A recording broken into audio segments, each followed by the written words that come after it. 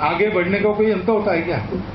इतना आगे जिसका कोई छोर नहीं, जहां पूर्णता ही मर्यादा हो, सीमाओं की डोर नहीं। विकास एक ऐसी चीज है, यहां तक विकास करना सोच के विकास किया, वहां गए, वहां पहुंचने के बाद दिखता है कि इसके भी आगे है।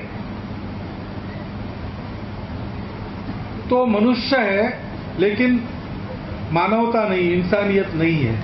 वो मनुष्य बन जाए असली पहले, वहां जाने के बाद उसको लगता है लेकिन मनुष्य से कोई होते अति मानव, सुपरमैन कहते हैं, सुपरमैन फिल्में वगैरह निकलती है उसमें दिखाते हैं कि अलौकिक शक्तियां जिनके पास होती, तो फिर मनुष्य अलौकिक बनना चाहता है, सुपरमैन बनना चाहता है, अति मानव बनना चाहता है। लेकिन वहां रुकता नहीं, उसको लगता है कि देव बनना चाहिए, तो देवता बनना चाहता है। लेकिन देवता कहते कि हमसे तो भगवान बड़ा है, वो भगवान बनना चाहता है। और भगवान कहता है कि मैं तो विश्वरूप हूं, अभी तो आपको एक रूप में दिख रहा हूं, लेकिन मेरा जो सारे विश्व में व्याप्त ऐसा बिना आकार का रूप है, वो असली मैं।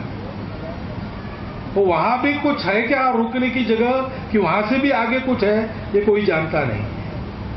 ऐसे कह नहीं सकता, नहीं है ऐसे भी कह नहीं सकता। लेकिन एक बात जरूर इससे कहते लोग कि विकास का कोई अंत नहीं है। बाहर का विकास भी, अंदर का विकास भी, दोनों का कोई अंत नहीं है। ये निरंतर करने की बात है।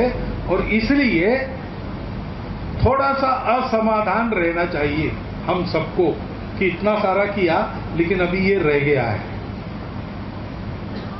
इसीलिए आपने कहा ना, मैंने कहा था आप सब जगह अपना काम कीजिए, तो मैंने क्यों कहा उस समय, क्योंकि सब जगह काम करने वाले लोग भी हैं हमारे। अशोक जी इधर काम कर रहे थे, और भी लोग काम कर रहे थे, कल्याण आश्रम काम कर रहा था, अभी भी कर रहा है। तो एक ही रास्ते पर ज्यादा वाहन हो गए या ज्यादा आदमी हो गए तो टकराते आपस में। इसलिए रास्ते पर नियम रहते, आप बाएं तरफ से जाओ, आप दाहिने तरफ से जाओ। लेकिन ये मालूम है और ये करना भी पड़ता है। फिर भी उस समय ये क्यों कहा मैंने कि ठीक है आपको बाहर के इलाके में भी काम कर सकते हैं, क्योंकि विकास का कोई अंत नहीं। और कार्यकर्ता के मन में ये अनुभव आना चाहिए कि इतना सब कुछ किया और थोड़ा बाकी है, क्योंकि हमेशा और थोड़ा बाकी रहता ही है।